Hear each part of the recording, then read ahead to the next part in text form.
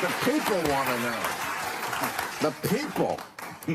Peter, why this is just for you, I think we can all talk about it. What explains Donald Trump's appeal to young men? I saw today that the gender gap, I think, is the widest. I mean, it's very predictable. I mean, the women are much more for Kamala, and the men are much more for Trump, generally. Okay, so on a recent episode of Real Time with Bill Maher, things got real interesting. Bill sat down with John McWhorter and Peter Hamby to break down some of the biggest cultural and political trends that are shaping the 2024 election. And trust me, it's not just about the candidates. It's about the culture war that's bubbling underneath. First off, they dig into the growing political gap between young men and women. Yes, it's becoming that stark. Trump has this weirdly magnetic pull on a lot of young guys, and meanwhile, Kamala Harris is out here struggling to get male voters to take her seriously. It's not just about policy. It's about vibes, identity, and how people see themselves in the culture. And here's where it gets juicy. McWhorter and Hamby really lean into how much media and cultural narratives are influencing these shifts. This isn't your grandpa's politics anymore.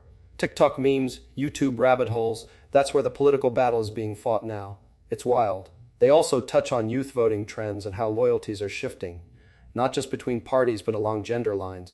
The polarization is real, and it's hitting Gen Z hard. Bottom line, if you want to understand what's actually going on in the minds of young voters and why this election feels different, this conversation gives you a window into that. Definitely worth a watch. Here's what the people want to know. The people. Peter, why this is just for you, I think we can all talk about it. What explains Donald Trump's appeal to young men? I saw today that the gender gap, I think, is the widest. I mean, it's very predictable. I mean, the women are much more for Kamala, and the men are much more for Trump, generally. But it's not predictable if you look at past elections where voters under 30, generally men and women, went for Democrats. This is remarkable. I think to explain it... Wait, what? You're talking about under 30? Yeah, the under 30 What's going gender on gap there? is very different than past elections. So in 20... Bigger? Much bigger. So in 2020, young men and young women voted for Joe Biden at roughly the same rate. Over the last 4 years, and now with Kamala Harris, young women are voting for Kamala Harris at that same level, if not more. Kamala Harris has barely moved the needle with young men. They have gone more toward Trump. There's a lot of reasons for that. I think Trump has exploited culture war stuff. He appears on hyper-masculine podcasts, and he just seems like a fun bro who's not going to ban your zins, you know? One of the biggest takeaways from the segment is this. Donald Trump is seriously winning over young men. Yeah, you heard that right. Peter Hamby points it out as a major reason why the political map is starting to shift in unexpected ways. There's this growing gender gap among voters under 30. Young dudes are leaning into Trump, while young women are still mostly riding with Kamala Harris. That split is getting wider, and it's a huge departure from past elections where young voters across the board usually leaned blue. Now, here's where it gets interesting. Hamby breaks down how Trump isn't just coasting on old MAGA talking points. He's fully tapped into the culture war, and not in a subtle way, he's leaning hard into that hyper-masculine alpha male persona. And it's working. Whether it's podcast appearances, viral clips, or meme culture, he's everywhere young men are hanging out online.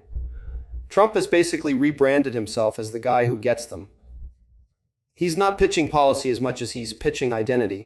He's saying, I see you, I hear you, and I'm not afraid to say the stuff no one else will. That hits different when you're a 22-year-old dude, doom scrolling through a world that feels stacked against you. And that's a serious problem for Kamala Harris, because if the Democratic playbook still assumes young voters are automatically in the bag, they're in for a rude awakening. The cultural connection Trump is building with young men isn't a fluke. It's strategy. And unless Harris can crack that code, this gender divide could define the whole election. This is a real issue for Kamala Harris, though. Like, this could be fatal for her campaign. So if Democrats need to win 60% of the youth vote to win the White House. Hillary came up short. Obama did it. Biden did it. Kamala Harris is right now at like 55% of the youth vote. If she doesn't get to 60, she could lose the election. And it's because young men, Gen Z men, are breaking to Trump. They're not going to vote. Yeah, but I mean, I agree they like him better, but they're the ones who are going to stay home. And you know that he's the towel snapping camp counselor. You could call him having a good sense of humor. But the thing is, Joe Biden was such an underwhelming prospect that I think it made an awful lot of young men, including of color, think that Trump would be the better deal. I imagine a lot of them would find, you know, the exuberance and the promise and the joy of Kamala to be something more exciting. And so I would hope that that might help tip some of this, but would have to really, decisively tip it. Now let's talk about what this actually means for Kamala Harris. Because yeah, the implications are huge. Democrats have been counting on the youth vote for years. It's one of their biggest advantages. But if Kamala can't connect with young men, that support starts to crumble. And without that demographic, the entire base starts to look a lot shakier. This gender gap isn't just a talking point. It's a real threat to the campaign. A lot of people assume the youth vote will always show up for Democrats, but that's not a guarantee anymore. And if young men start peeling off in big numbers, it could be a serious problem on election night. Bill Maher even throws a little shade of realism into the mix, pointing out that just because young guys like Trump doesn't mean they'll actually show up and vote. Fair point. Young voter turnout is always a wild card, but relying on them not showing up, that's a gamble Harris probably can't afford to take. What does the panel think of Trump promising free IVF? Yes, in vitro fertilization treatments, and criticizing Florida's 6-week abortion ban. Well, it's because it's musical chairs season. It's where the music starts again, and suddenly Kamala's for fracking, and he loves abortion now. It's like that. When the music stops, pick an issue. And he's running scared, and he was never pro-life in the first place, and so all of this is fairly predictable. But it shows his desperation. Yeah, that's his biggest vulnerability among any issue is abortion rights and women's health care. So he's saying whatever he needs to say. But if he gets into office to fund free IVF for everyone in the country, like he's going to have to get Republicans in Congress on board for that and Republicans in the Senate. I don't think those are much more rank and file, dogmatic social conservatives than Donald Trump. So here's where things get even more interesting. Bill Maher and his guests basically laid it out like this. Trump will say whatever he needs to say to survive politically, especially when it's election season. They're calling out a broader pattern. It's not about principles or sticking to the Republican playbook. It's about doing and saying whatever works in the moment to stay in power. Take a stance on pro-life policies, for example. Trump's flip-flopped more than once, and the panel points out that he hasn't really shown a deep commitment to a lot of core conservative values. It's not about ideology for him. It's about the win, that unpredictability. It's not a bug, it's a strategy. Now, will he actually be able to push those policies through with Republican legislatures? That's where the panel starts to doubt things. Just because Trump makes noise about certain issues doesn't mean the rest of the GOP is ready to fall in line. Before we jump into the next part of the video, don't forget to like and subscribe to the channel. That way, you don't miss any of the other deep dives, hot takes, and breakdowns coming your way. Let's keep it going.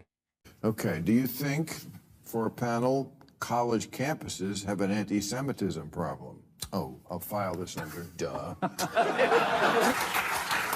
And I would say they have an ignorance problem, not knowing things, and that leads to lots of other sub-problems like anti-Semitism. Oh, yeah. I mean, there can be no doubt that the sorts of things that Jewish students are supposed to put up with every day, based on those protests and so much more. To wrap things up, Bill Maher and McWhorter are on the same page about one more thing: anti-Semitism on college campuses.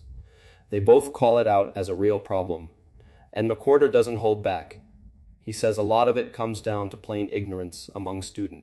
They're not connecting the dots, and it's leading to some seriously messed up double standards.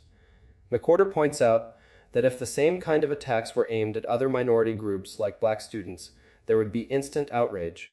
But when it happens to Jewish students, people look the other way or act like it's not a big deal.